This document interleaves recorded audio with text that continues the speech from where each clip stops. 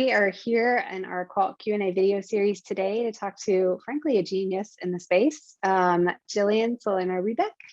She is a UX research lead at Accenture Interactive. I've had the great privilege of working with her in depth in the past and is a great partner to Wevo today.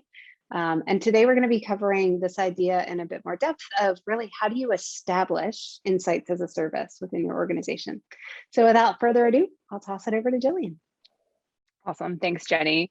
I really appreciate the time today. And yeah, so for those who are maybe new to the UX space, I work for Accenture Interactive. We have quite a robust practice. I personally lead a team of 6 UX researchers in the South region, and we do insights as a service for a numerous amount of companies, from higher education to state governments to financial services, B2B, B2C, pretty much you name it, we will go and do some research about it. Myself, I've got a background in human-centered design from SMU in Dallas with the Maddie program, big shout out to them. And I've been telling stories for a long time. I started in theater way back when, and have just transitioned to a more structured and strategic approach to my storytelling. I love it. That is the best data storytellers intro I think I've ever heard from theater to research. Cool. So start us off. Can you talk a little bit about why you think insights are a key driver of success for a brand or an organization? Some of our best experiments come from the intersection of quantitative signal with friction and a qualitative insight that helps us understand the root cause of the friction and then informs how we solve it. So insights are when you take what you observe and add what you know to pull together a cohesive net new thought. Those insights then get grouped together thematically, and those themes lead to strategies and solutions that drive your business forward. If you don't start with insights and you go straight to solutioning, you will fail. You have to take a look at your personal landscape in order to assess what areas need improvement and TLC and need to be scrapped and maybe altogether in service of those ultimate goals. And that typically starts with what customers are doing and saying. I love it. We're taking the thematics all the way through from theater to really starting to group the insights by themes. That's a really good nugget. What do you feel like is really important to consider for tech enablement? You know, you're across the landscape of insights technology. So what's really important to consider for tech enablement for insights? Yeah, so wherever you are in your journey is also where your customers are with you. There are so many platforms available to companies today. It can feel overwhelming to build out your toolkit. I always try and make sure that we're pairing at least 2 methods together to round out the UX research approach. And I primarily use something like user testing and then Wevo to conduct research. And then I'll also facilitate my own design thinking workshops as well. For example, user testing allows me to go in depth with interviews, and then Wevo helps me validate and quantify my qualitative hunches. So I find that a great researcher becomes an outstanding researcher when you enable them with the smart platforms and diversified tools.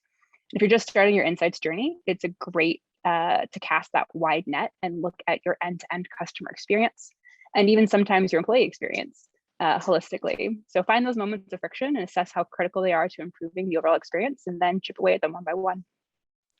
I love it. It doesn't have to feel like boiling the ocean. You and I have talked about that so much. It can feel like you start to make slow and steady progress and build from there. So, you obviously lead a large team in this as well. So what are some of the primary skill sets and roles that organizations really need to become insight-led? Yeah, definitely. I would say first off, to be an insights-led organization, it's more than just having the right skills. It definitely needs to be a part of the culture. I will always plug an empathy-first approach, as well as confronting your own bias of your customers and what you think they want and need. More often than not, let's say 99% of the time, user research will uncover something that you didn't know before about your business, or it will tie together disparate parts that felt unrelated until the synthesis of a series of studies happens. Curiosity will get you a long way, and I always lead with this series of I wonder why they did that statements, and when reviewing the client experience from a customer lens. So sometimes the answers are as simple as we didn't know, and that's the way it's always been, which is a prime starting point for research. Also, prime starting research point is that's what our customers said they wanted, and it didn't change anything. That's classic. I think I want like a needlepoint pillow or something somewhere with synthesis of a series of studies. That's great. That's where the magic starts to happen, is when you see those iterative insights kind of track one after another. That's awesome. So, being in all those different types of engagements we talked about, from higher ed to financial services and everything in between, what are some of the industry leading examples of orgs that are leading with insights?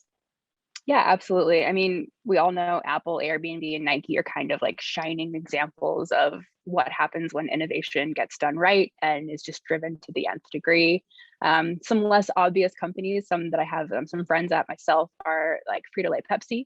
And then also having done some work with Microsoft and kind of seeing how they really put themselves through the ringer. They are constantly working to improve their systems, their software, their processes, so that the entire world can continue to use Microsoft Office. And that's why you'll find that you're frustrated with the product sometimes, because they're testing it. They're trying to make it better and smarter, more intuitive. I think one of my favorite things that they've installed as of late in the last year and a half, and it's just actually wonderful, is the closed captioning that they have and the ability to speak to text now. It's very accessible and inclusive. Yeah, that's amazing. The friction that we feel as users sometimes is that moment of like, you're part of creating what's next. So why, kind of bringing a lot of these key points together, why do you feel like it's really important to view insights as a service? Yeah, and I would say, I think of insights, I think of humans, and I think of human behavior and mindsets and values, and those are constantly changing, constantly shifting. The process really never ends.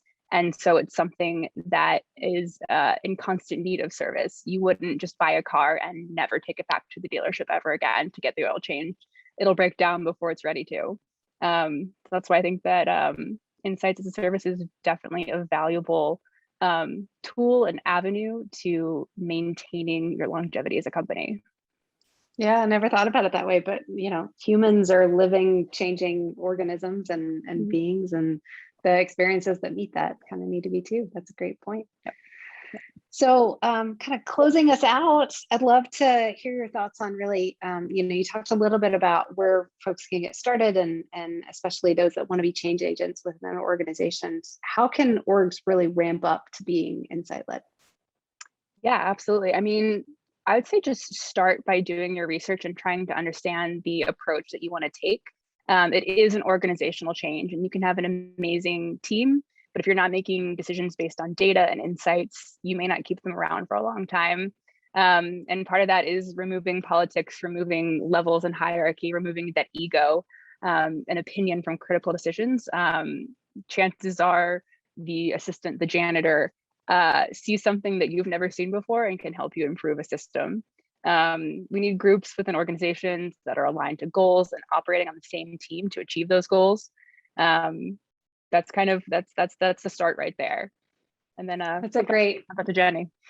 yeah. I mean, that's a great theme though, that I heard in two key points you made, is just like lead with empathy, not just for your customer experience, but also for your organization and your teams.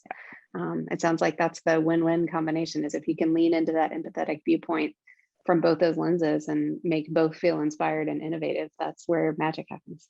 Absolutely, 100%. And I would say in the work that I've done, when you're examining an employee culture, chances are if you make your employees' lives better, your customer experience is going to just skyrocket for you.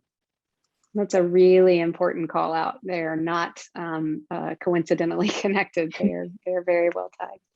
Awesome. Jillian, thank you so much. We'll do another one of these on another great topic soon, but I appreciate you sharing your thoughts and wisdom with those who I know are just eager to learn and build up in the same way.